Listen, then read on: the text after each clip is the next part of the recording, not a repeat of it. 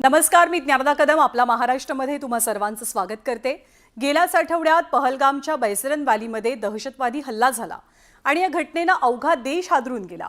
दहशतवाद्यांनी 26 पर्यटकांची गोळ्या झाडून निर्घृण पद्धतीने हत्या केली।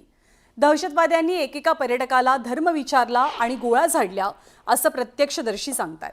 या हल्ल्यानंतरचे काही व्हिडिओज यापूर्वी समोर आले होते, मात्र आता हल्ला होतानाचा एक व्हिडिओ पुढे आलाय। बैसरन व्हॅलीत पर्यटकांसाठी झिपलाईन सारखे साहसी खेळ सुद्धा तिथे त्याची व्यवस्था पाहायला मिळते आणि हल्ल्याच्या वेळेला अहमदाबादवरून गेलेले पर्यटक ऋषी भट यांनी झिपलाईनवरती स्वतःचाच एक सेल्फी व्हिडिओ शूट केला होता। ते झिपलाईनवरती असताना झाडांच्या पाठीमागे दबा धरून बसलेले दहशतवादी अचानक समोर आले आणि त्यांनी पर्यटकांवरती गोळीबार सुरू केला। या गोळीबाराची पुसटशीही कल्पना नसलेला ऋषी भट हा व्हिडिओ शूट करत होते। या व्हिडिओमध्ये पाठीमागे गोळीबारानंतर जीव वाचवण्यासाठी पर्यटक पळापळ करताना दिसतात, सैरावैरा धावताना दिसतात, तर काही पर्यटकांचा मृत्यू झाल्यावरती ते पर्यटक जमिनीवरती कोसळतानाही पाहायला मिळतात।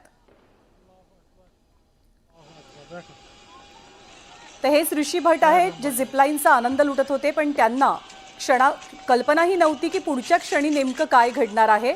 झिपलाईनवरनं प्रवास करताना अर्थातच ते सेल्फी व्हिडिओ शूट करत होते आणि त्याच व्हिडिओमध्ये दहशतवाद्यांचा हल्ला कैद झालेला आहे। आपण पाहतोय की बरीचशी गर्दी आहे। झिपलाईनवरनं ते पुढे सरकलेले आहेत।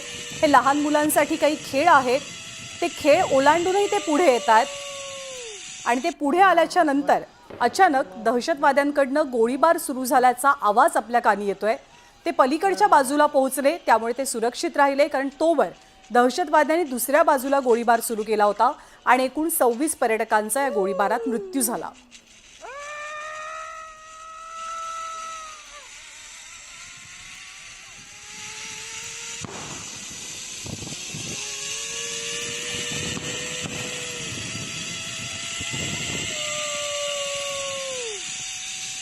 जेव्हा ते संपूर्ण मैदानाच्या मध्यभागी येतात तेव्हा एक व्यक्ती आपल्याला पळताना दिसतोय।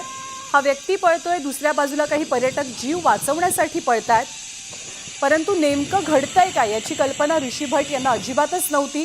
ते दुसऱ्या बाजूला पोहोचले जिथे अर्थातच दहशतवाद्यांची नजर पडलेली नव्हती। त्या बाजूचे पर्यटक हे सुखरूप होते आणि त्याच वेळेला शूट झालेला हा व्हिडिओ आपण पाहतोय। हा टॉप अँगल व्ह्यू आहे।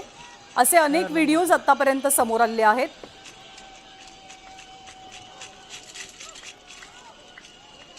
ऋषी भट हे गुजरातचे आहेत आणि बरेचसे पर्यटक अर्थातच, कारण इथे निसर्ग सौंदर्य इतकं मनाला भावतं की प्रत्येकाचा कल, प्रत्येकाचा ओढा हा व्हिडिओ शूटिंगकडे जास्त असतो। त्याचप्रमाणे इथे उपस्थित असलेले शेकडो पर्यटक हे क्षण आपल्या कॅमेऱ्यात कैद करत होते। त्यांच्याचपैकी काही जणांच्या कॅमेऱ्यात नरसंहाराची आणि दहशतवादी हल्ल्याची घटना कैद झाली, त्यापैकी एक आहेत ऋषी भट।